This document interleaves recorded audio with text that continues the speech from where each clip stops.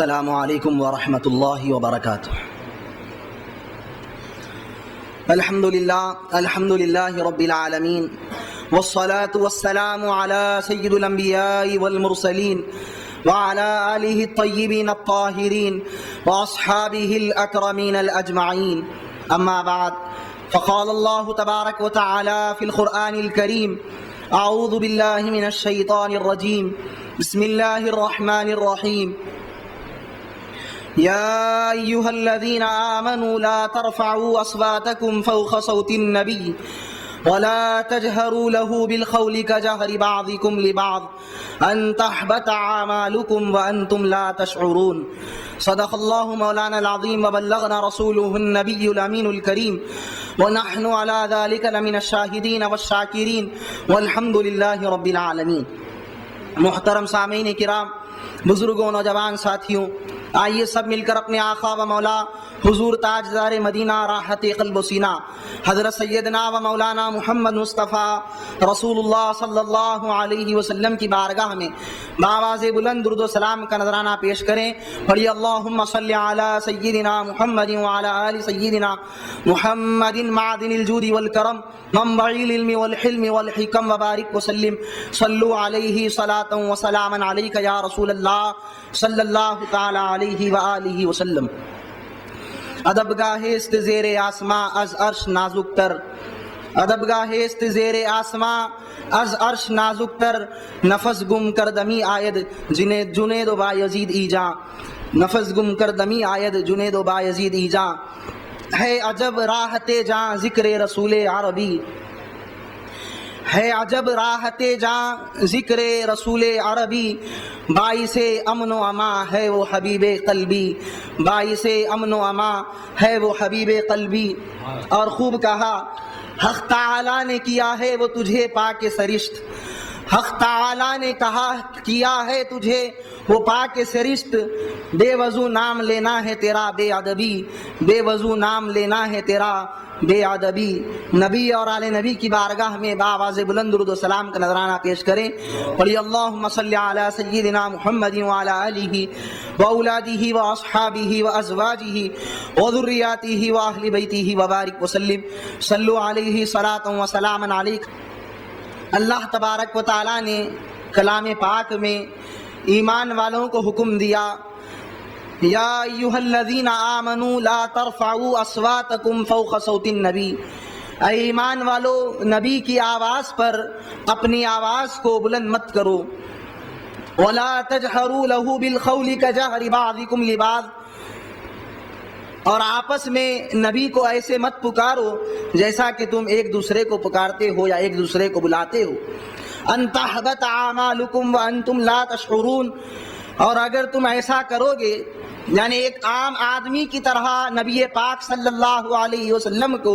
چیخ چیخ کر پکارو گے اور ان کی بارگاہ میں بے ادبی کرو گے، تو پھر یاد رکھو تمہارے سارے اعمال برباد کر دیے جائیں گے اور تمہیں اس کا شعور تک نہ ہوگا، یعنی تمہیں اس کی خبر تک نہ ہوگی۔ اللہ تبارک و تعالی حبیب پاک صلی اللہ تعالی علیہ وسلم کی بارگاہ کے آداب سکھا رہا ہے کہ یہ وہ بارگاہ ہے کہ یہاں پر اگر ذرا سی بے ادبی ہوتی ہے تو پھر اس کا انجام یہ ہے کہ تمہارے سارے اعمال برباد کر دیے جائیں گے، تمہاری کوئی نیکی تمہارے کام نہ آئے گی، تمہارا کوئی عمل تمہارے کام نہ آئے گا، بلکہ اللہ تبارک و تعالی تمہارے سارے اعمال کو تمہارے منہ پر مار دے گا، وہ بھی اس طرح کہ وَأَنْتُمْ لَا تَشْعُرُونَ، یعنی سزا پر سزا یہ ہے کہ تمہارے اعمال کے برباد ہونے کی تم کو خبر تک نہ ہوگی۔ تم یہ سمجھ رہے ہوگے کہ میں نے بہت بڑا کام انجام دیا، مدرسہ قائم کیا، میں نے 40 دن کی جماعت میں گیا ہوں، میں نے اتنے سال سے نمازیں پڑھی ہے، اتنی مرتبہ تلاوت کلام پاک کیا ہے، لیکن یہ سب کچھ اس وقت کام آئے گا جب پیارے نبی صلی اللہ تعالی علیہ وسلم کی بارگاہ کے تم معدب رہو گے، اور اگر تم نے ذرا سی بھی بے ادبی کی تو تمہارا یہ سب کچھ کیا کرایا تمہارے منہ پر مار دیا جائے گا اور تمہیں اس کی خبر تک نہ ہوگی۔ حضور نبی کریم صلی اللہ تعالی علیہ وسلم کی بارگاہ میں چلنے کے آداب، آپ صلی اللہ تعالی علیہ وسلم سے گفتگو کے آداب، آپ صلی اللہ علیہ وسلم کی بارگاہ میں بیٹھنے کے آداب، آپ صلی اللہ تعالی علیہ وسلم کی طرف متوجہ ہونے کے آداب، آپ صلی اللہ علیہ وسلم کو بلانے کے آداب اگر سیکھنا ہو تو صحابہ کرام رضوان اللہ تعالی علیہم اجمعین کی زندگیوں کا مطالعہ کیجئے کہ صحابہ کرام رضوان اللہ تعالی علیہم اجمعین پیارے نبی صلی اللہ تعالی علیہ وسلم کا کیسا ادب کرتے۔ جب یہ آیت پاک نازل ہوئی جس میں ہفتے اعمال کا ذکر ہوا تو سیدنا ابو بکر صدیق رضی اللہ تعالیٰ عنہ نے قسم کھائی اور عرض کیا کہ یا رسول اللہ صلی اللہ علیہ وسلم، میں اب آپ سے اس طرح گفتگو کروں گا، ایسے بات کروں گا جیسے کوئی سرگوشی کرنے والا کرتا ہے، یعنی کان میں جب بات کی جاتی ہے تو کتنی آہستگی کے ساتھ بات کی جاتی ہے۔ یہ طریقے کو سیدنا صدیق اکبر رضی اللہ تعالیٰ عنہ نے اپنایا۔ سیدنا عمر ابن خطاب رضی اللہ تعالیٰ عنہ کا یہ عالم ہو گیا کہ پیارے نبی صلی اللہ علیہ وسلم کو دوبارہ پوچھنا پڑتا کہ اے عمر تم کیا کہہ رہے ہو، یعنی اتنی دھیمی آواز میں، اتنی آہستہ آواز میں سرکار کی بارگاہ میں گفتگو کرتے۔ اور اس آیت کا اثر حضرت ثابت بن قیس رضی اللہ تعالیٰ عنہ پر ایسا ہوا کہ آپ کی یہ فطری عادت تھی کہ آپ کی آواز بلند ہوتی تھی، آپ کو بلند آواز سے بات کرنے کا مرض تھا، یعنی زور زور سے بات کیا کرتے۔ سیدنا ثابت بن قیس رضی اللہ تعالیٰ عنہ نے جب یہ آواز سنی، پیارے نبی صلی اللہ تعالیٰ علیہ وسلم کی بارگاہ میں اللہ تبارک و تعالیٰ نے یہ ادب سکھایا ہے کہ پیارے نبی صلی اللہ تعالیٰ علیہ وسلم کے سامنے جب گفتگو کرنا ہو تو اپنی آوازوں کو پست رکھا کرو، ایک دوسرے کو جس طرح پکارتے ہو ویسے مت پکارو۔ تو سیدنا ثابت بن قیس اونچا سننے کا آپ کو عارضہ تھا، اونچا سننے کا مرض تھا، آپ کی فطری طور پر آواز بلند ہو جایا کرتی تھی۔ آپ نے بے ادبی کے طور پر آواز کو بلند نہیں کیا، لیکن جو کہ فطری تقاضا تھا، جو اونچا سنتا ہے وہ اونچا بولتا ہے۔ تو سیدنا ثابت بن قیس رضی اللہ تعالیٰ نے یہ سمجھ لیا کہ یہ آیت میرے ہی حق میں نازل ہوئی ہے، اب میں برباد ہو گیا، میرے سارے اعمال اکارت ہو گئے، یہ کہہ کر آپ گوشہ نشین ہو گئے۔ پیارے نبی صلی اللہ علیہ وسلم نے دیکھا کہ کئی دن ہو گئے حضرت ثابت بن قیس رضی اللہ تعالیٰ پیارے نبی کی بارگاہ میں نہیں آئے، تو سیدنا ثابت بن قیس رضی اللہ تعالیٰ کے متعلق پیارے نبی صلی اللہ علیہ وسلم نے صحابہ کرام سے پوچھا کیا وجہ ہے ثابت ہمارے پاس نہیں آتے؟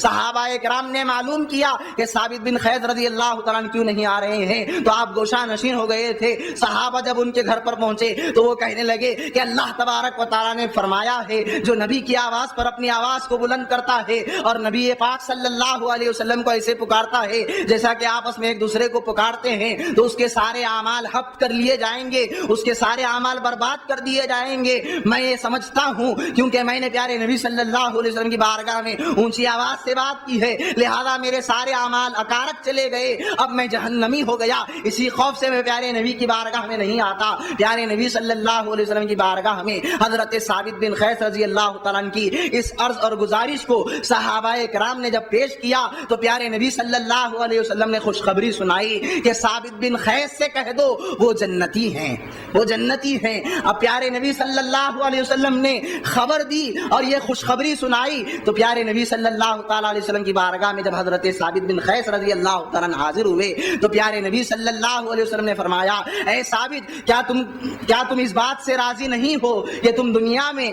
خیر اور فلاح کی زندگی گزارو اور شہداء کے ساتھ تمہارا حشر کیا جائے اور تم جنت میں داخل کیے جاؤ؟ تو حضرت سیدنا ثابت بن قیس رضی اللہ تعالیٰ عرض گزار ہوئے یا رسول اللہ صلی اللہ علیہ وسلم میں پوری دل کی بشاشت کے ساتھ اس پر راضی اور خوش ہوں۔ تو معاملہ بھی یہی ہوا، حضرت ثابت بن قیس رضی اللہ تعالیٰ جنگ یرموک میں شہادت کا جام نوش فرمایا اور جنتی ہوئے، شہداء کے ساتھ آپ کا حشر ہوا۔ یہ صحابہ کرام رضوان اللہ تعالیٰ علیہ اجمعین کا معاملہ ہے، حالانکہ آپ لوگوں نے صحابہ کرام رضوان اللہ تعالیٰ علیہ اجمعین نے بے ادبی کی نیت سے پیارے نبی صلی اللہ تعالیٰ علیہ وسلم کی بارگاہ میں آواز کو بلند نہیں کیا تھا، لیکن غیرت الہی کو دیکھیے، اللہ تبارک و تعالیٰ نے برداشت نہیں کیا کہ میرے محبوب کی بارگاہ میں کوئی چیخ چیخ کر بات کرے۔ میرے محبوب کی بارگاہ میں جب بات کرنے کا موقع ہے، بلانے کا موقع ہے میرے محبوب کو، تو اس طرح نہ پکارے جیسا کہ ایک دوسرے کو پکارتے ہیں۔ تو صحابہ کرام نے اس کا اثر اس طرح لے لیا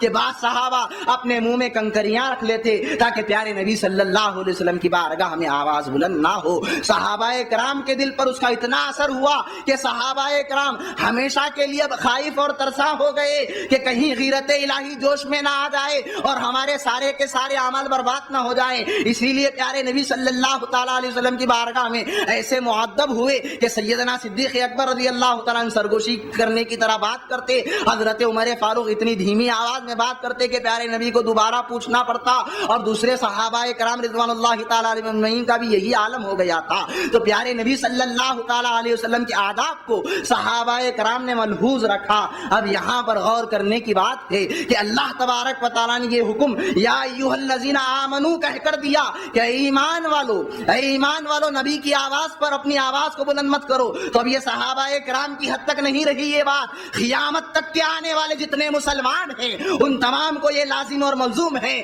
کہ پیارے نبی صلی اللہ علیہ وسلم کی بارگاہ میں جب حاضر ہو تو آداب کو ملحوظ رکھے۔ اسی لیے ہمارے بانی جامع نظامیہ عارف باللہ شیخ رسول اللہ حافظ القرآن شیخ الاسلام امام محمد انوار اللہ فاروقی رحمۃ اللہ تعالی علیہ فرماتے ہیں اس آیت کے ضمن میں کہ یا ایھا الذین آمنوا لا ترفعوا اصواتکم فوق صوت النبی، جو اللہ تبارک و تعالی نے فرمایا ہے ایمان والوں کو چاہیے کہ اس آیت کو اپنے ہمیشہ پیش نظر رکھے اور ظاہر اور باطن میں ہمیشہ مؤدب رہے، اس لیے کہ اللہ تبارک و تعالی اپنے حبیب صلی اللہ تعالی علیہ وسلم کا حامی ہے، اور اللہ تبارک و تعالی اپنے محبوب صلی اللہ تعالی علیہ وسلم سے محبت کرنے والا ہے۔ تو جب پیارے نبی کا وصال ہو گیا، بانی جامعہ فرماتے ہیں تو کیا وصال فرمانے سے اللہ تبارک و تعالی کی محبوبیت میں کچھ فرق آ گیا ہے؟ جو پیارے نبی صلی اللہ علیہ وسلم کی بارگاہ میں تم بے ادبی کرتے ہو، اللہ تبارک و تعالی کی محبوبیت میں کوئی فرق نہیں آیا، اور اللہ تبارک و تعالی کی غیرت اسی طرح جوش میں آئے گی اگر تم پیارے نبی صلی اللہ تعالی علیہ وسلم کی بارگاہ میں بے ادبی کرو گے، کہ اللہ تبارک و تعالی نے قیامت تک کے آنے والے مسلمانوں کو فرما دیا کہ اگر تم بے ادبی کرو گے ان تحبط اعمالکم وانتم لا تشعرون، تمہارے سارے کے سارے اعمال برباد کر دیے جائیں گے۔ اللهم صل على سيدنا محمد وعلى ال سيدنا محمد وبارك وسلم، صلوا عليه صلاة وسلاما عليك يا رسول الله صلی اللہ تعالی علیہ وآلہ وسلم۔ پھر آگے فرمایا ان الذين يغضون اصواتهم عند رسول الله اولئك الذين امتحن الله قلوبهم للتقوى لهم مغفرة واجر عظیم، بے شک جو لوگ نبی کی بارگاہ میں اپنی آوازوں کو پست رکھتے ہیں، یعنی مؤدب ہو جاتے ہیں بارگاہ نبوی صلی اللہ علیہ وسلم میں، اولئک الذین امتحن اللہ قلوبہم للتقوی، یہی وہ لوگ ہیں جن کے دلوں کو اللہ تبارک و تعالی نے تقوی کے لیے چن لیا ہے۔ قلوبہم للتقوی فرمایا، ان کے دلوں کو اللہ تبارک و تعالی نے تقوی کے لیے چن لیا، یعنی ان کے دلوں کو اللہ تبارک و تعالی ایمان سے بھر دے گا، ایمان سے معمور کر دے گا، جو پیارے نبی صلی اللہ علیہ وسلم کی بارگاہ کا ادب رکھتے ہیں، اور لہم مغفرۃ واجر عظیم کے ذریعے یہ بتا دیا کہ بارگاہ نبوی صلی اللہ علیہ وسلم کا جو ادب کرتے ہیں یہی وہ لوگ ہیں کہ ان کے لیے ہم نے مغفرت رکھی ہے اور ان کے لیے اجر عظیم رکھا ہے، یعنی ان کو بہت بڑا اجر ہم دیں گے جو پیارے نبی صلی اللہ علیہ وسلم کی بارگاہ کا ادب کرتے ہیں۔ حضور نبی کریم صلی اللہ تعالی علیہ وسلم کے صحابہ کرام رضوان اللہ تعالی علیہ اجمعین کی حالات اور آپ حضرات کی سیرت پڑھنے سے یہ معلوم ہوتا ہے پیارے نبی صلی اللہ علیہ وسلم سے نسبت رکھنے والی ہر شے کا ادب کیا، اور صحابہ کرام نے بتا دیا کہ پیارے نبی صلی اللہ علیہ وسلم سے جس کو تعلق ہو جائے اس کا ادب کرنا گویا دلوں کا تقوی ہے، جو ادب کرتا ہے اللہ تبارک و تعالیٰ اس کو دلوں کا تقوی عطا فرماتا ہے۔ دیکھیے حضرت اسامہ بن شریک رضی اللہ تعالیٰ عنہ فرماتے ہیں نبی کریم صلی اللہ تعالیٰ علیہ وسلم کی بارگاہ میں ایک مرتبہ میں حاضر ہوا تو صحابہ کرام رضوان اللہ تعالی علیہ مجمعین پیارے نبی صلی اللہ علیہ وسلم کی بارگاہ میں ایسے بیٹھے ہوئے تھے اپنے سروں کو جھکائے ہوئے جیسا کہ ان کے سروں پر کوئی پرندے بیٹھے ہوں، یعنی اگر ذرا سی بھی حرکت کی تو پرندے اڑ جائیں گے، یعنی اپنی گردنوں کو نیچے کیے ہوئے ایسے ساکن اور جامد، یعنی اتنے سکون اور اطمینان کے ساتھ پیارے نبی صلی اللہ تعالی علیہ وسلم کی بارگاہ میں بیٹھا کرتے کہ پیارے نبی صلی اللہ تعالی علیہ وسلم کی بارگاہ کا ادب کرتے ہوئے صحابہ کرام نے بتا دیا کہ یہ پیارے نبی صلی اللہ تعالی علیہ وسلم کا ہم کلام پاک سن رہے ہیں، پیارے نبی صلی اللہ تعالی علیہ وسلم سے ہم حدیث پاک سن رہے ہیں کہ اگر ہم ذرا سی بھی حرکت کریں گے تو پھر یہ بے ادبی ہوگی، اسی لیے ایسے ساکین اور جامد رہتے۔ اسی طرح حضرت برا بن عازب رضی اللہ تعالیٰ عنہ کہتے ہیں بسا اوقات ایسا ہوتا کہ میں پیارے نبی صلی اللہ تعالی علیہ وسلم سے کچھ دریافت کرنا چاہتا، لیکن پیارے نبی صلی اللہ علیہ وسلم کا عظمت اور آپ کا جلال جلال میرے پیش نظر ایسے رہا کرتا کہ وہ سوال پوچھنے میں برسوں لگ جاتے، لیکن عظمت کی خاطر، آپ کے جلال اور آپ کی حیبت کے پیش نظر میں پیارے نبی صلی اللہ علیہ وسلم سے سوال نہیں کر سکتا۔ حضرت عمر بن عاص رضی اللہ تعالیٰ عنہ فرماتے ہیں پیارے نبی صلی اللہ تعالیٰ علیہ وسلم کے سوا مجھے اور کوئی محبوب نہیں ہے اور نہ میں کسی کو بزرگ اور برتر سمجھتا ہوں سوائے پیارے نبی صلی اللہ تعالیٰ علیہ وسلم کے۔ پیارے نبی صلی اللہ علیہ وسلم کی عظمت اور آپ کی حیبت میرے اوپر ایسے سایہ فگن رہتی کہ میں آپ صلی اللہ علیہ وسلم کو نظر بھر کر نہیں دیکھ سکتا۔ جب کبھی پیارے نبی کی بارگاہ میں آتا میں اپنی گردن کو جھکائے رہتا اور میں پیارے نبی صلی اللہ علیہ وسلم کے حلیے شریف کو نہیں بیان کر سکتا، اس لیے کہ میں نے جی بھر کے نظر بھر کے پیارے نبی صلی اللہ علیہ وسلم کو نہیں دیکھا۔ یہ حضرت عمر بن عاص رضی اللہ تعالیٰ عنہ کا معاملہ ہے۔ اسی طرح حضرت انس بن مالک رضی اللہ تعالیٰ عنہ نبی کریم صلی اللہ تعالیٰ علیہ وسلم کی بارگاہ میں حاضر ہوتے، پیارے نبی صلی اللہ تعالیٰ علیہ وسلم کی بارگاہ میں حاضر ہوتے تو آپ صلی اللہ علیہ وسلم کی طرف متوجہ ہو کر دعا میں منہمک ہو جاتے۔ لوگ سمجھتے کہ آپ نماز میں ہیں، آپ نماز پڑھ رہے ہیں، کہ اگر آپ نماز نہیں پڑھتے یہاں تک کہ سلام کر کے پیارے نبی صلی اللہ علیہ وسلم کی بارگاہ سے واپس ہو جایا کرتے۔ یعنی سلام پیش کرنے کا یہ انداز تھا حضرت انس بن مالک رضی اللہ تعالیٰ عنہ کا کہ لوگوں کو یہ محسوس ہوتا کہ آپ نماز میں مشغول ہیں، لیکن آپ نماز میں نہیں رہتے، صرف سلام کرنے کے لیے ایسے مؤدب ہو جاتے کہ دیکھنے والے سمجھتے کہ آپ نماز پڑھ رہے ہیں۔ اسی طرح حضرت سیدنا امام مالک رحمۃ اللہ تعالیٰ علیہ کا معاملہ ہے۔ حضرت سیدنا امام مالک رحمۃ اللہ تعالیٰ علیہ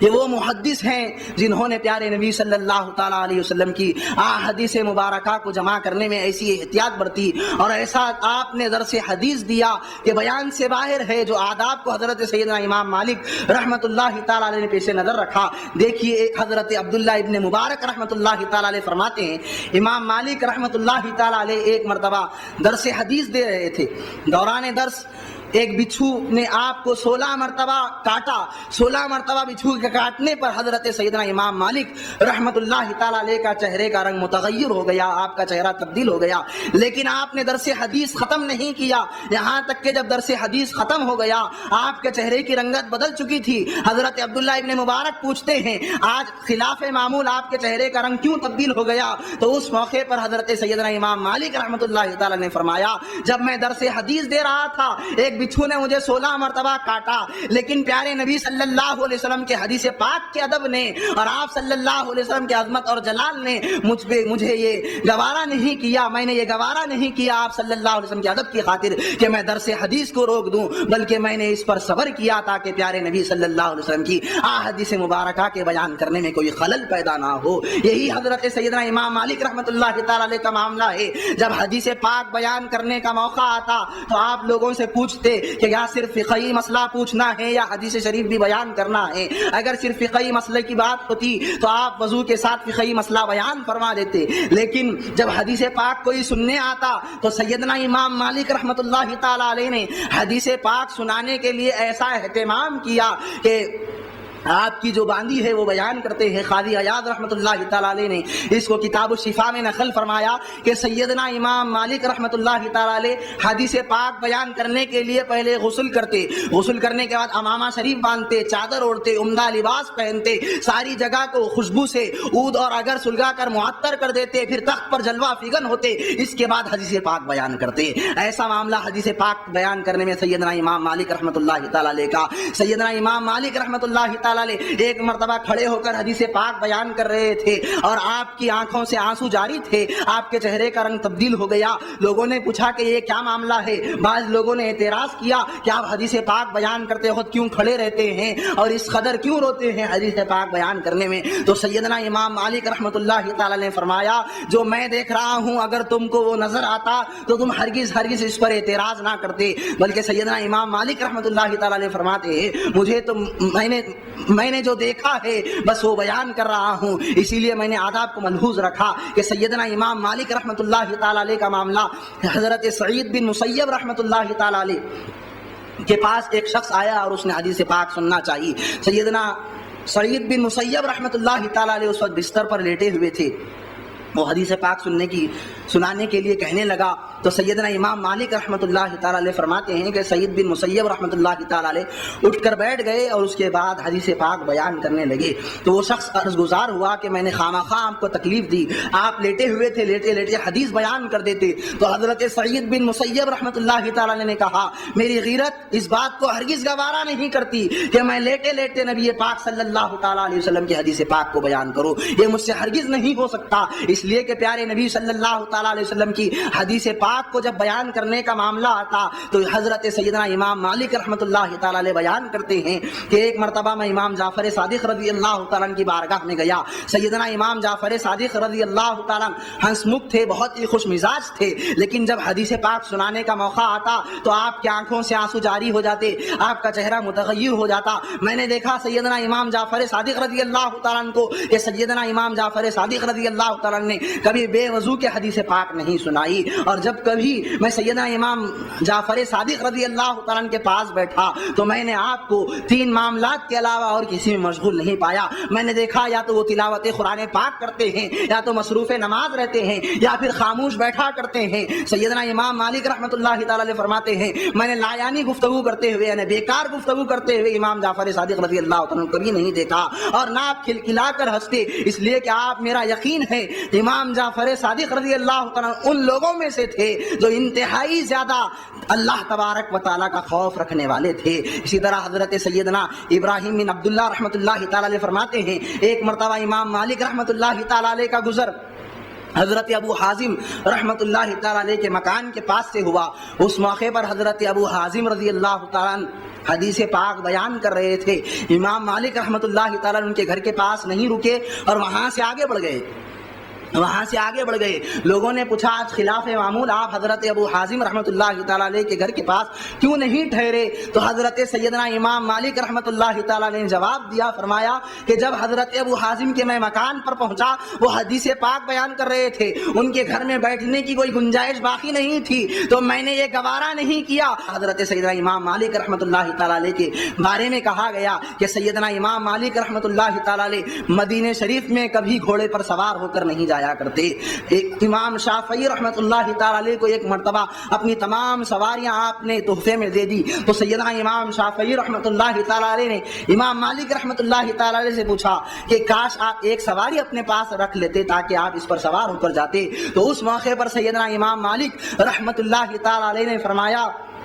کہ میں یہ گوارا نہیں کرتا کہ اس شہر میں جہاں پر پیارے نبی صلی اللہ تعالی علیہ وسلم آرام فرما ہو میں اپنے گھوڑے کے سموں سے اس کو پامال کروں, بلکہ میں تو پیادہ یعنی پیدل پیارے نبی صلی اللہ تعالی علیہ وسلم کے شہر میں جانا چاہتا ہوں. اسی طرح سیدنا امام مالک رحمۃ اللہ تعالی علیہ کے بارے میں بتایا جاتا ہے کہ جب کبھی حاجت سے فارغ ہونے کا موقع آتا تو سیدنا امام مالک رحمۃ اللہ تعالی علیہ مدینہ شریف کے انتہائی زیادہ آخری کونے پر جہاں پر حد ختم ہوتی ہے اس جگہ پر چلے جاتے اور وہاں پر جا کر حاجت سے فارغ ہوتے. لوگوں نے پوچھا یہ کیا معاملہ ہے؟ تو سیدنا امام مالک رحمۃ اللہ تعالی نے کہا پیارے نبی صلی اللہ تعالی علیہ وسلم کا ادب, کہ پیارے نبی صلی اللہ تعالی علیہ وسلم نے اس جگہ کو اپنی خوشبو سے معطر کیا ہے, تو میں یہ نہیں چاہتا کہ میں یہاں پر حاجت سے فارغ ہو جاؤں. یہ سیدنا امام مالک رحمۃ اللہ تعالی علیہ کی زندگی مبارکہ ہے. تو یہ محدثین ایسے ہیں, ان سے آداب سیکھیں پیارے نبی صلی اللہ تعالی علیہ وسلم کی بارگاہ کے کہ سیدنا امام مالک رحمۃ اللہ تعالی علیہ کے سامنے کسی نے مدینہ شریف کی سرزمین کو ردی اور بیکار کہہ دیا. اسی موقع پر سیدنا امام مالک رحمۃ اللہ تعالی علیہ جلال میں آ گئے, کہا کہ اس شخص کو 30 درے لگائے جائیں, یعنی 30 مرتبہ کوڑے سے مارا جائے, اس لیے کہ یہ پیارے نبی صلی اللہ تعالی علیہ وسلم کی سرزمین پاک کو ردی اور بیکار کہتا ہے, منفیت بخش یعنی فائدہ پہنچانے والی نہیں سمجھتا. یہ تو شخص قابل گردن زدنی ہے, یعنی اس کی گردن مار دینی چاہیے. جو پیارے نبی صلی اللہ تعالی علیہ وسلم جس جگہ پر آرام فرما ہو, جس شہر میں رہتے ہو, اس جگہ کو وہ پاک اور طیب اور طاہر نہیں سمجھتا. اللہم صلی علی سیدنا محمد وعلی آل سیدنا محمد وبارک وسلم. صلو علیہ صلاۃ و سلام علیک یا سیدی یا حبیبی یا مولائی یا رسول اللہ صلی اللہ تعالی علیہ وآلہ وسلم. تو اللہ تبارک و تعالیٰ کے حبیب صلی اللہ تعالیٰ علیہ وسلم کے آداب جو صحابہ کرام رضوان اللہ تعالیٰ علیہم اجمعین نے بجا لائے. آپ دیکھیں کہ حضرت سیدنا ابو ایوب سختیانی رحمۃ اللہ تعالیٰ علیہ کے بارے میں سیدنا امام مالک رحمۃ اللہ تعالی علیہ فرماتے ہیں جب کبھی وہ حدیث پاک بیان کرتے اس قدر زار و خطار روتے، اتنا روتے کہ مجھے ان کے حال پر رحم آنے لگتا۔ بس جب میں نے ایوب سختیانی رحمۃ اللہ تعالی علیہ کو اس حالت میں دیکھا کہ جب ان کے سامنے حدیث پاک بیان کی جاتی تو ذکر رسول کو سن کر ان کا یہ عالم ہو جاتا کہ ان کے آنسو نہیں رکتے، جبھی سے میں نے ان کی شاگردی کو اختیار کر لیا کہ ایسے اساتذہ ہونا چاہیے کہ جو پیارے نبی صلی اللہ تعالیٰ علیہ وسلم کا ذکر شریف سن کر ان کی آنکھوں سے آنسو نہیں رکھتے۔ آج تو یہ معاملہ ہے کہ ذکر رسول سے روکا جاتا ہے، زیارت رسول سے روکا جاتا ہے، پیارے نبی صلی اللہ تعالیٰ علیہ وسلم کی بارگاہ کے ادب سے روکا جاتا ہے۔ صحابہ کرام رضوان اللہ تعالیٰ علیہ اجمعین نے ان آداب کو بجا لایا کہ اگر آج کے نام نہاد مسلمان جو وہابی نجدی قسم کے لوگ ہیں وہ دیکھتے کہ پیارے نبی صلی اللہ تعالیٰ علیہ وسلم کا ادب جو صحابہ کرام رضوان اللہ تعالیٰ علیہ اجمعین نے کیا ہے تو ان کا کیا حال ہوتا۔ آج صحابہ کرام رضوان اللہ تعالیٰ علیہ اجمعین کے طریقہ کار پر چلنے والوں کو، صحابہ کرام رضوان اللہ تعالیٰ علیہ اجمعین کی روش کو اختیار کرنے والے کو معاذ اللہ گمراہ اور بے دین کہا جا رہا ہے، جبکہ اللہ تبارک و تعالیٰ نے صاف اعلان کر دیا کہ ایسے ایمان لاؤ جیسا کہ وہ لوگ ایمان لائے، یعنی جیسا کہ صحابہ کرام رضوان اللہ تعالیٰ علیہ اجمعین نے ایمان لایا ہے ایسے ایمان لانے کا اللہ تبارک و تعالیٰ نے حکم دیا۔ صحابہ کرام رضوان اللہ تعالیٰ علیہ اجمعین کا ایمان دیکھیے۔ ام المومنین بی بی عائشہ صدیقہ رضی اللہ تعالیٰ عنہا کے پاس ایک عورت آ کر عرض کرنے لگی کہ میں پیارے نبی صلی اللہ تعالیٰ علیہ وسلم کی زیارت کرنا چاہتی ہوں۔ بعد وصال کے پیارے نبی صلی اللہ تعالیٰ علیہ وسلم کی زیارت کی مشتاق ہوئی تو پیارے نبی صلی اللہ تعالیٰ علیہ وسلم کی بارگاہ میں جانے کے لیے بی بی عائشہ نے اجازت عطا فرمائی۔ جیسا ہی وہ عورت پیارے نبی صلی اللہ تعالیٰ علیہ وسلم کی مزار اقدس کے پاس پہنچی، اپنے سر کو پیارے نبی صلی اللہ تعالیٰ علیہ وسلم کے قدموں کے پاس رکھ دیا، اتنا زار و خطار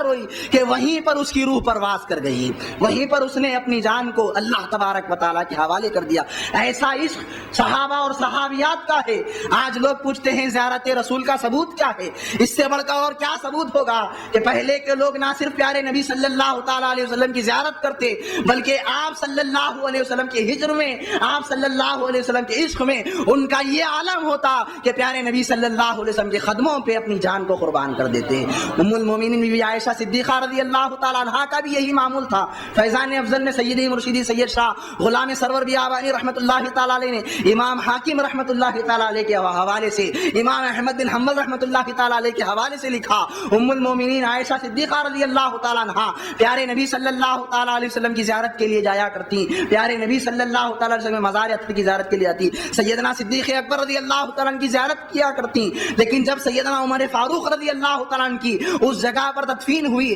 آپ پردے کا اہتمام کر کے مکمل پردے کے ساتھ پیارے نبی صلی اللہ تعالیٰ علیہ وسلم کی اور شیخین یعنی سیدنا ابو بکر صدیق اور حضرت عمر فاروق رضی اللہ تعالیٰ عنہما کی زیارت کیا کرتی۔ اب اس سے بڑھ کر اور کیا ثبوت چاہیے کہ ام المومنین بی بی عائشہ صدیقہ رضی اللہ تعالیٰ عنہا نے خود پیارے نبی صلی اللہ تعالیٰ علیہ وسلم کی مزار اطہر کی زیارت کی اور حضرت ابو بکر صدیق اور حضرت عمر فاروق رضی اللہ تعالیٰ عنہ کی زیارت کی، اور بتا دیا کہ نہ صرف مردوں کے لیے زیارت رسول جائز ہے بلکہ عورتیں بھی زیارت رسول کر سکتی ہیں۔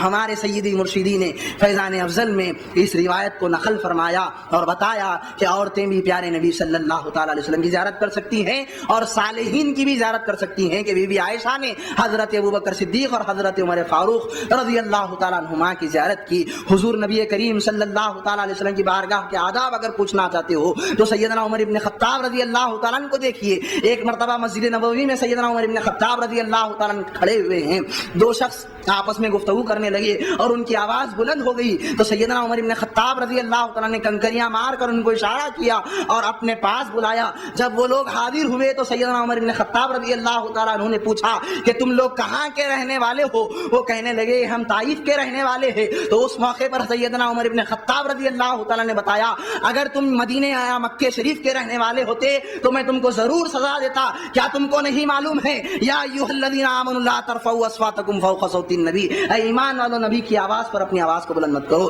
یعنی پیارے نبی صلی اللہ تعالی علیہ وسلم کی بارگاہ کا ادب بتایا کہ یہاں پر پیارے نبی جلوہ گر ہیں، لہذا چاہیے کہ اس بارگاہ کا ادب کرتے ہوئے یہاں پر پست آواز رہے۔ یہاں پر بعض حضرات کہتے ہیں یہ مسجد کے آداب کی بات تھی، بارگاہ مصطفیٰ کی نہیں۔ تو میں پوچھنا چاہتا ہوں ان لوگوں سے کہ کیا طائف میں مسجدیں نہیں تھی؟ کیا مسجد کے آداب ان کو معلوم نہیں تھے؟ مسجد کے آداب سے تو وہ واقف تھے، لیکن سیدنا عمر بن خطاب رضی اللہ تعالیٰ نے خاص طور پر یہ بتایا کہ تم اگر مکہ شریف یا مدینہ شریف کے رہنے والے ہوتے تو میں ضرور تم کو سزا دیتا۔ یعنی بتانا یہ مقصود تھا کہ یہاں پر مسجد نبوی میں پیارے نبی صلی اللہ تعالیٰ علیہ وسلم کی مزار اطہر بھی ہے، لہذا چاہیے کہ پیارے نبی صلی اللہ تعالیٰ علیہ وسلم کے آداب کو ملحوظ رکھا جائے۔ اسی لیے سیدنا امام مالک رحمۃ اللہ تعالیٰ علیہ نے کہا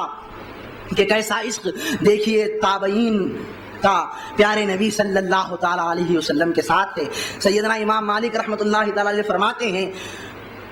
میں اس بات کو مکروہ سمجھتا ہوں کہ کوئی یہ کہے میں نے پیارے نبی صلی اللہ تعالیٰ علیہ وسلم کی مزار اطہر کی زیارت کی ہے، بلکہ یہ کہنا چاہیے کہ میں نے پیارے نبی صلی اللہ علیہ وسلم کی زیارت کی ہے، اس لیے کہ پیارے نبی صلی اللہ تعالیٰ علیہ وسلم آج بھی اپنی مزار اطہر میں زندہ ہیں، موجود ہیں۔ تو زائر کو چاہیے کہ وہ پیارے نبی صلی اللہ تعالیٰ علیہ وسلم کے بارے میں یقین رکھے کہ پیارے نبی صلی اللہ تعالیٰ علیہ وسلم وہاں پر جلوہ گر ہیں اور دیکھ رہے ہیں۔ اسی کے متعلق پیارے نبی صلی اللہ تعالیٰ علیہ وسلم نے فرمایا جب کوئی مواج شریف میں حاضر ہو کر مجھ پر سلام پیش کرتا ہے تو صحابہ کرام رضوان اللہ تعالیٰ علیہم اجمعین نے اس کے متعلق پیارے نبی صلی اللہ علیہ وسلم سے پوچھا کہ یا رسول اللہ جو مواج شریف میں حاضر ہو کر آپ پر سلام پیش کرتا ہے کیا آپ اس کو پہچانتے ہیں؟ تو اس موقع پر پیارے نبی صلی اللہ علیہ وسلم نے فرمایا نہ صرف پہچانتا ہوں بلکہ اس کے سلام کا جواب بھی دیتا ہوں۔ یہ پیارے نبی صلی اللہ تعالیٰ علیہ وسلم کا معاملہ ہے کہ پیارے نبی صلی اللہ تعالیٰ علیہ وسلم کو بات از وصال ہرگز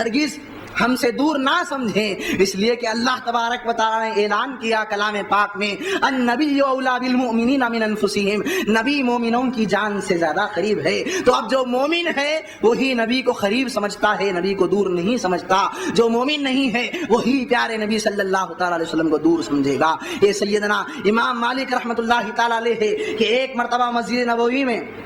خلیفہ مروان کی آواز بلند ہو گئی، تو خلیفہ مروان نے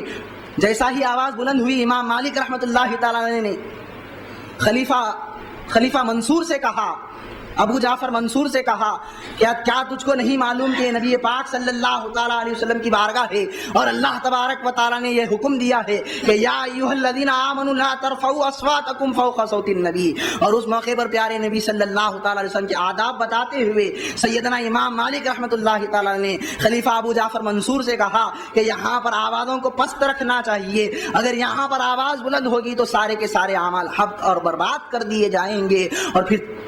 سیدنا امام مالک رحمۃ اللہ تعالیٰ علیہ سے وہی خلیفہ ابو جعفر منصور یہ سوال کرتا ہے کہ میں پیارے نبی صلی اللہ تعالیٰ علیہ وسلم کی بارگاہ میں جب حاضر ہوا ہوں تو مسجد نبوی میں جب میں کھڑا ہوا ہوں تو کیا قبلے کی طرف رخ کر کے دعا کروں یا پیارے نبی صلی اللہ علیہ وسلم کی مزار اطہر کی طرف رخ کر کے دعا کروں؟ تو سیدنا امام مالک رحمۃ اللہ تعالیٰ علیہ اس کو جواب دیتے فرماتے ہیں کہ تو اپنے رخ کو ان سے ہرگز مت پھیر جو تیرے اور تیرے جد حضرت آدم علیہ السلام کے لیے وسیلہ ہے، بلکہ تو ان کی طرف متوجہ ہو کر طالب شفاعت ہو کہ اللہ تبارک و تعالیٰ انہی کی وجہ سے ہماری مغفرت فرمانے والا ہے اور ان کے وسیلے سے ہماری دعاؤں کو قبول کرنے والا ہے۔ یہ سیدنا امام مالک رحمۃ اللہ تعالیٰ نے بتایا کہ پیارے نبی صلی اللہ علیہ وسلم کی بارگاہ میں جب حاضر ہو تو پیارے نبی صلی اللہ علیہ وسلم کے آداب کو ملحوظ رکھا جائے، اور پیارے نبی صلی اللہ تعالیٰ علیہ وسلم کے نہ صرف آداب کو ملحوظ رکھا جائے بلکہ پیارے نبی صلی اللہ تعالیٰ علیہ وسلم کا وسیلہ لے کر پیارے نبی صلی اللہ تعالیٰ علیہ وسلم سے طالب شفاعت کو کر اللہ تبارک و تعالیٰ سے اپنی مرادوں کو پائے کہ ہماری بخشش اور ہماری نجات پیارے نبی صلی اللہ علیہ وسلم ہی کے طفیل میں ہیں۔ اللہ تبارک و تعالیٰ حبیب پاک صلی اللہ تعالیٰ علیہ وسلم کے صدقے طفیل میں ہم تمام کی مغفرت فرمائے اور پیارے نبی صلی اللہ تعالیٰ علیہ وسلم کی بارگاہ کا ادب کرنے کی توفیق و رفیق نصیب فرمائے۔ وآخر دعوانا الحمد للہ رب العالمین۔